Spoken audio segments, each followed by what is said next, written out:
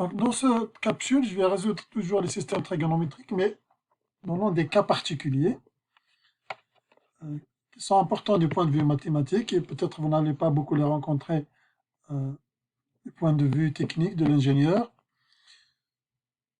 Admettons, vous cherchez l'équation sinus θ égale une constante c, et que la constante c est supérieure à 1 par exemple. Disons sinus θ égale 2,5 ou cosinus θ égale moins 3. Donc soit supérieur, la constante c supérieure strictement à 1 ou c inférieur à moins 1. Alors bien évidemment, il ne faut pas passer par arc sinus ou arc cosinus, parce que vous savez que la fonction sinus et cosinus sont compris entre moins 1 et 1. Donc directement cette équation, ces deux équations n'ont pas de solution. Il ne faut pas aller voir plus loin.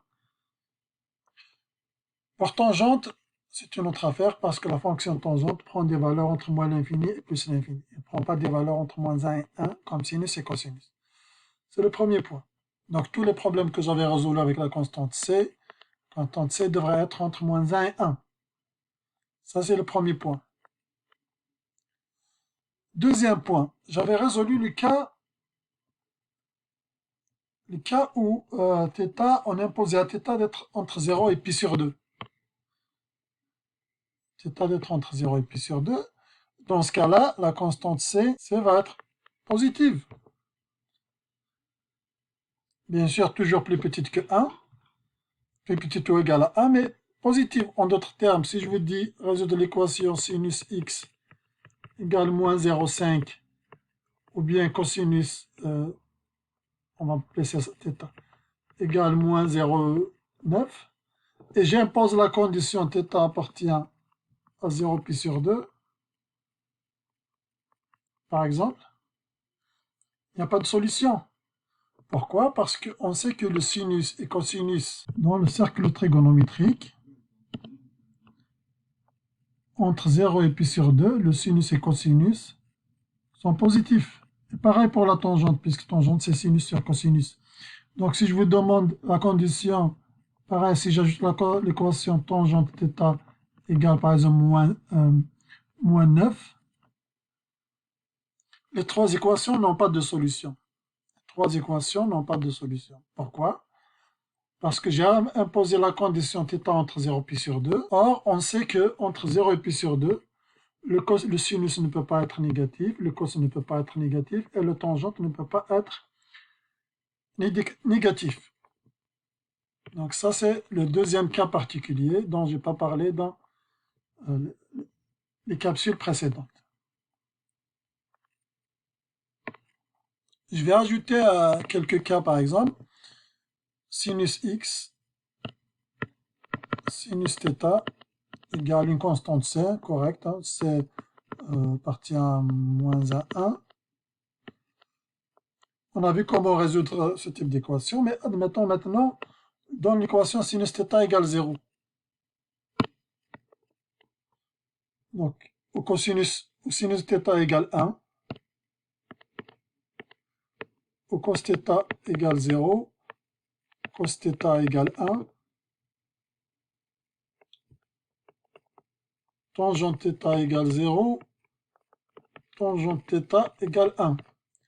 Et on impose à θ appartient à 0,2 pi, par exemple, 0,2 pi. On peut appliquer tout ce qu'on a vu en passant par arc sinus, arc cosinus, etc. On peut bien faire ça. Mais ce sont des angles particuliers. Quel est l'angle qui a un sinus égal 0 dans le cercle trigonométrique? Dans le cercle trigonométrique, on sait très bien que l'angle qui a son sinus c'est 0, c'est 0 lui-même, et pi. Je reste dans 0,2 pi, je ne vais pas parler de 3 pi, 4 pi, 5 pi, 8 pi, moins 12 pi, etc.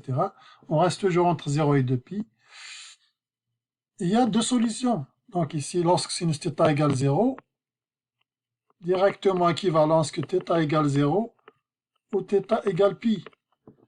Ou bien 180 degrés si vous êtes en degrés. Pas besoin de passer par arc sinus, machin. Pareil, sinus θ égale 1. sinus θ égale 1, directement, votre θ c'est quoi? C'est directement pi sur 2. Une seule solution dans ce cas-là. Sinus θ égale moins 1. La solution c'est 3 pi sur 2. Passons à cosinus. Cos θ égale 0. Pour cos θ égale 0, il faut qu'on se situe ici. Soit c'est pi sur 2, soit c'est 3 pi sur 2. Donc c'est là, équivalent, θ c'est pi sur 2, ou θ c'est 3 pi sur 2. Pas besoin de passer par arccos, même si vous pouvez le faire, bien évidemment. Vous pouvez passer par arccos, ça ne pose aucun problème. Cos θ égale 1, il y a une seule solution, c'est θ égale 0. Si on est entre 0 et 2 pi, fermé, l'intervalle fermé, on devrait ajouter θ égale 2 pi.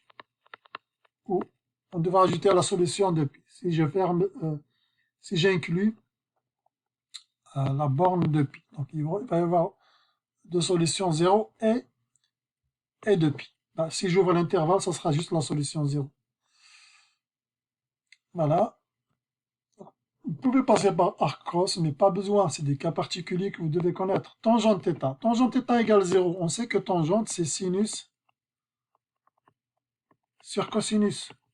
Pour que sinus sur cosinus soit nul, il faut que sinus soit nul. Donc, tangente θ égale 0, c'est la même chose que sinus θ égale 0. C'est la même équation. Et pour que sinus égale 0, on a dit, il faut que l'angle soit 0 ou θ soit égal à pi. En dernier, tangente θ égale 1, c'est la même chose que sinus θ sur cosinus θ égale 1. Donc c'est la même chose que sinus θ égale cos θ. Quel est l'angle dans lequel sinus est égal à cosinus? Il y a deux angles particuliers, 45 degrés et 180 et 180 plus 45. Et cet angle. Dans ces deux angles-là, le sinus est égal à cosinus, et dans ce cas-là, la tangente est égale à 1. Donc c'est équivalent à ce que θ, soit c'est égal à 45 degrés, qu'on appelle pi sur 4, soit c'est égal à pi plus pi sur 4, c'est-à-dire 5 pi sur 4.